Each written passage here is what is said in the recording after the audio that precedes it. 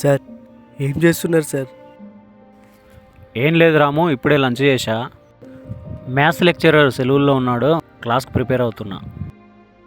చెప్పు రాము, చాలా రోజులకు ఫోన్ చేశావు. ఏం లేదు సార్, మామూలుగానే కాల్ చేశాను సార్. నాకు తల్లి తండ్రి నా అనేవారు లేకపోయినా చేరదీసి నన్ను ఈరోజు సమాజంలో ఉన్నతమైన స్థానంలో నిలబెట్టారు. అన్ని ఆస్తులున్న మీరు ఒక సామాన్య మనిషిలా బ్రతుకుతున్న మిమ్మల్ని చూసి చాలా నేర్చుకున్నాను సార్. అమ్మ ప్రేమ తెలియని నేను ఒక అమ్మాయి ప్రేమలో పడి అమ్మ దగ్గర దొరికిన ప్రేమ కంటే ఒక మంచి జీవితమే దొరికింది అనుకున్నాను. కానీ ఈరోజు చిన్న తలనొప్పి జలుబు ఉండడంతో మా సార్ నన్ను తొందరగా ఇంటికి పంపించేశాడు. ఇంటికి వచ్చి చూసేసరికి నా భార్య వేరే వాడితో నగ్నంగా పడుకొని ఉండడం చూశాక నాకు బ్రతకాలని ఆశపోయింది సార్. ఒక్కసారి చివరిగా మీతో మాట్లాడాలనిపించింది. సరే రాము, నీకోసం అంతా చేసిన నాకు కలవడానికి ఒక అవకాశం ఇవ్వు. నేను నిన్ను కలిశాక నువ్వే నిర్ణయం తీసుకున్నా సరే, తర్వాత నీ ఇష్టం. ఎక్కడున్నావు ఇప్పుడు? చెట్టు కింద. సరే, నువ్వు ఒంటరిగా ఫీల్ అయినప్పుడల్లా కూర్చున్న చెట్టే కదా, అక్కడే ఉండు, నేను వస్తున్నాను.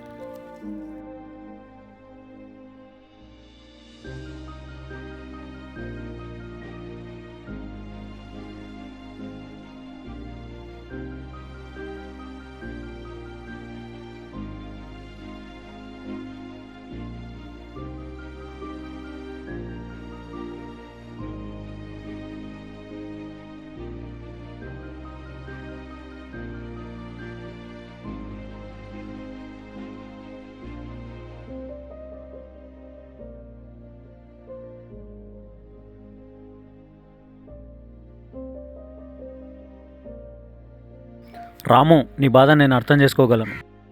కానీ మనం ఎప్పుడు నిమిత్త మాత్రలు మాత్రం. నిన్న నేడు రేపు మనం అనుకున్నట్టు అస్సలు జరగవు. కాలం ఏది నిర్ణయిస్తే అదే జరుగుతుంది. ఒక కారణం ఉంటుంది, కానీ అది మనం సరైన దారిలో వెళ్ళినప్పుడే పరిష్కారం దొరుకుతుంది. సకల కళల్లో ఆరితేరిన అపార్థుడే రణరంగంలో అందరూ నా వాళ్ళే, వాళ్ళందరినీ చంపిన తర్వాత ఇంకా నేను ఎలా సంతోషంగా బ్రతకగలనని అయోమయంలో పడిన నాడు ఆ పరమాత్మ బోధించిన చాలామందికి మంచి దారులు వేసిన ఈ భగవద్గీతని నా చివరి బహుమతిగా ఇస్తున్నాను. నా జీవితం కూడా అంధకారంలో ఉన్ననాడు నాకు వెలుగు చూపించిన విధంగానే నీకు వెలుగు దొరకాలని ఆశిస్తున్నా. ఇది చదివాక కూడా నీకు ఈ లోకం వదిలేయాలనిపిస్తే ఇంకా ఏ నిర్ణయం తీసుకున్నా నీ ఇష్టం.